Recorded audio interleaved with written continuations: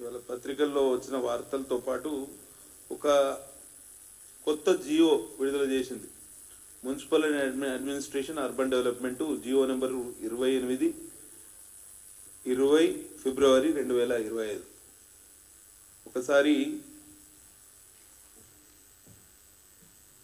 ఈ జియో ఎంత లోపభూయిష్టంగా ఉందని అంటే LRS 2020కి అమెండ్మెంట్ చేస్తూ సవరణ చేస్తూ కొత్త జియో విడుదల చేసింది ఇవాళ ప్రభుత్వం, municipal administration and urban development శాఖ. LRS 2020 whereas the government has observed that the progress of layout regularization scheme LRS 2020 is slow due to procedural complexities and certain unauthorized plots remain unregistered due to technicalities. That's why the amendments సవరణలు చేస్తున్నామని అని చెప్తున్నారు. ఏం సవరణలు చేశారు? గతంలో 2020 August 31 నాడు కేసీఆర్ ప్రభుత్వం ఇచ్చిన జియో ఇది. ఆ జియో ప్రకారం LRS 2020కి శ్రీకారం చుట్టారు. ఆ రోజు ఇచ్చిన గైడ్ లైన్స్, ఆ గైడ్ లైన్స్ మాడిఫై చేస్తూ అమెండ్ చేస్తూ కొత్తగా జియో ఇచ్చారు. నేను ఒక్కసారి చదువుతాను, ఎందుకంటే ఇది ఇంపార్టెంట్, మీకు అందరికి కూడా అర్థం కావాలి. ఇందులో అప్లికబిలిటీలో చేంజ్ చేసి ఏమని రాసిండ్రు అంటే 2E అమెండ్ చేస్తూ అంతకన్నా ముందు ఇచ్చిన దానికి దీనికి తేడా ఏందని అంటే 2Eలో no registration of plot shall be done and forth in all unauthorised and unapproved layouts అని చెప్పారు. సరే, ఓకే. రెండవది 3C3, దీంట్లో గతంలో లేఅవుట్ ఓనర్ అంటే who has developed the layout and sold the plots on or before 26th of August. ఇప్పుడు కొత్తగా అమెండ్మెంట్లో ఏం చెప్తున్నారు తెలుసా?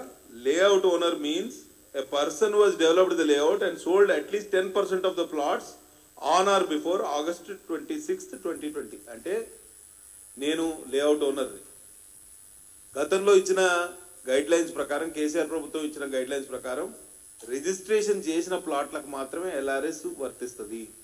ఇప్పుడు కొత్తగా వచ్చిన జియో ప్రకారం కేవలం ఆ లేఅవుట్లో 10% రిజిస్ట్రేషన్ చేసినా సరిపోతుంది. అంటే 90% ఓనర్ దగ్గర ఉన్నా కూడా అక్రమ లేఅవుట్ని ఓనర్ దగ్గరనే పెట్టుకొని వితౌట్ రిజిస్ట్రేషన్ LRS చేయించుకోవచ్చు.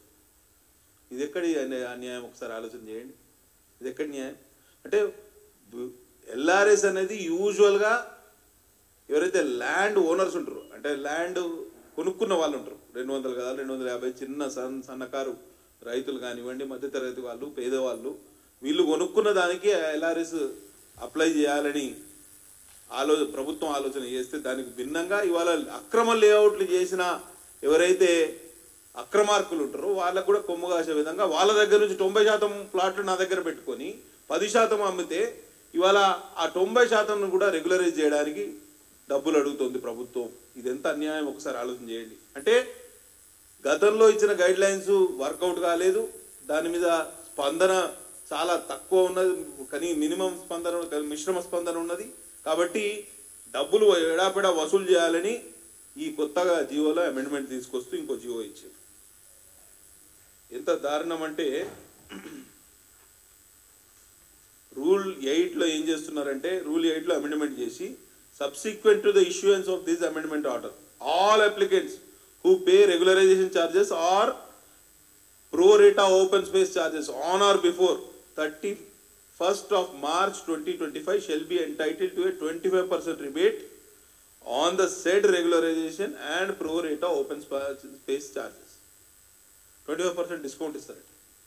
దీనికి ఈ అక్రమ లేఅవుట్లకు క్రమబద్ధీకరించడానికి 25% వీళ్ళు మేము డిస్కౌంట్ ఇస్తాం అని చెప్తారు. అసలు దీని పూర్వాపరాలు ఒకసారి తెలుసుకోవాలి.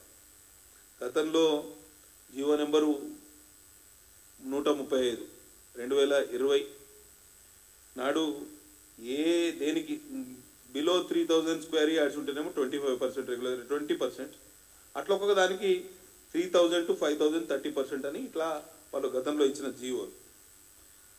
అయితే కాంగ్రెస్ ప్రభుత్వం అధికారంలోకి వచ్చిన తర్వాత జూలై 30 నాడు సెంటర్ ఫర్ గుడ్ గవర్నెన్స్ కొన్ని గైడ్లైన్స్ ఇచ్చింది. అంటే నిషేధిత జాబితాలో ఉన్న భూములకు మనం ఎల్ఆర్ఎస్ను వర్తింపజేస్తే భవిష్యత్తులో ఇబ్బందులు తప్పవు అని చెప్పి వాళ్ళు అన్ని డిపార్ట్మెంట్స్ని కోఆర్డినేట్ చేస్తూ ఒక క్లియర్ కట్ గైడ్లైన్స్ కూడా ఇచ్చారు. దాని ప్రకారం ఎక్కడ జరగలేదు.